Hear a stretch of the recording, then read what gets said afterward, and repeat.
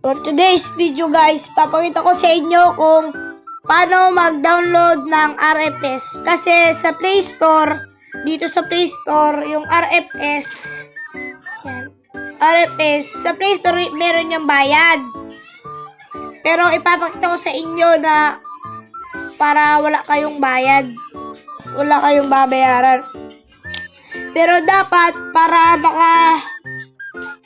maka-download, kailangan yung storage nyo mababa para maka-download kayo ng maayos para hindi siya lag. Okay, ipapakita ko sa inyo kung paano. Ito. Una, punta kayo sa Chrome or Google. Tapos, search nyo Real Flight Simulator. Tapos, lagyan nyo ng APK.